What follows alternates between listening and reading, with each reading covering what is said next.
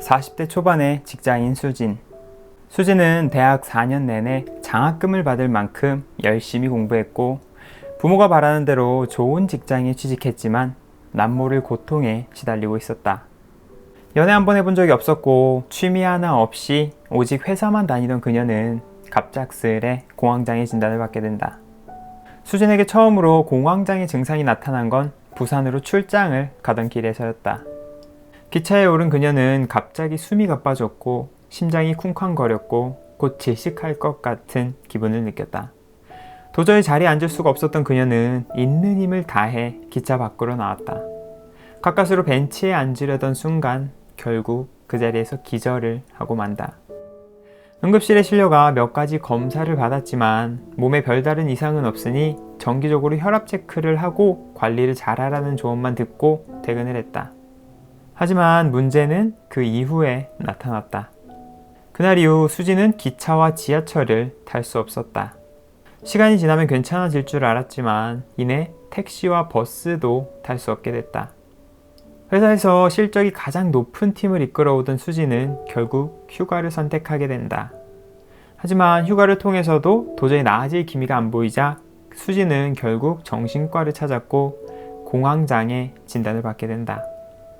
사실 수진에게는 어느 누구에게도 말할 수 없었던 이야기가 있었다. 그녀에게는 남동생이 있었다. 별로 주목받지 못했던 자신과는 다르게 많은 관심을 받는 동생이었다. 하지만 남동생은 그토록 염원하던 사범대학 합격 소식을 받고 친구들과 놀러 가던 중 교통사고를 당하고 만다. 하나밖에 없는 동생을 교통사고로 떠나보내고 수진의 마음은 무너지고 만다. 하지만 자식을 잃은 부모님 앞에서 차마 슬퍼할 수는 없었다.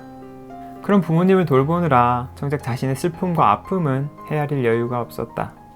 그날 이후 어두워진 부모님의 얼굴을 보며 수진은 자신이 어떻게 해서든 부모님의 얼굴에서 행복을 되찾아드리고자 정말 열심히 살아가게 된다.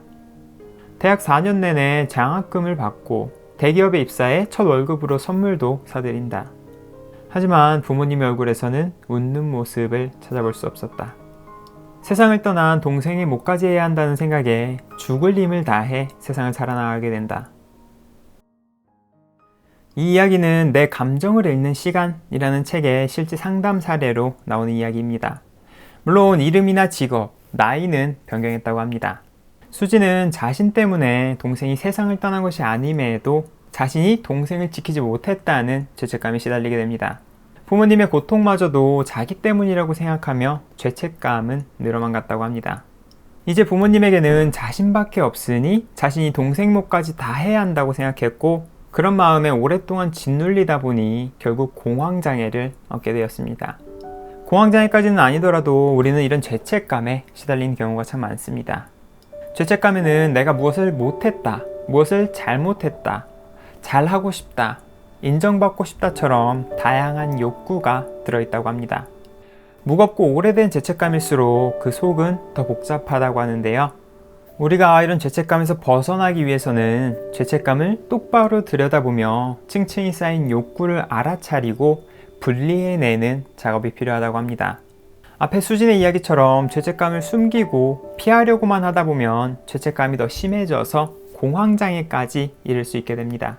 감정이란 무척 복잡한 미로와도 같기 때문에 찬찬히 들여다보고 하나씩 보듬어줘야 본 모습을 드러내기 마련입니다.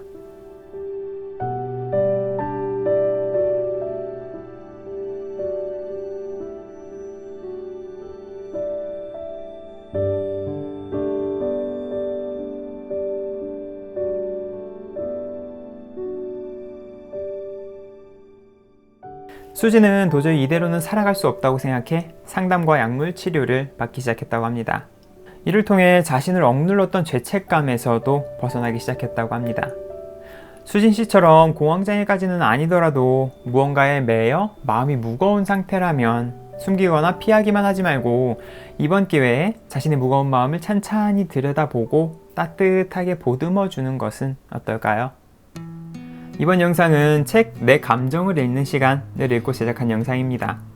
이 책은 실제 상담 사례나 영화, 책 등의 사례를 통해 감정을 들여다보는 과정을 보여주는 책입니다. 시간이 지나며 변해가는 연인의 감정들, 소중한 사람을 잃은 충격과 슬픔에 빠진 감정들, 한 사람을 살리기도 하고 망치기도 하는 뿌리 깊은 감정들을 들여다보는 책입니다.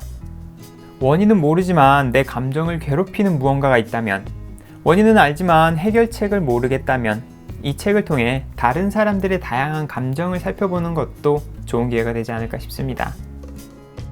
지금까지 도서관에 사는 남자였습니다.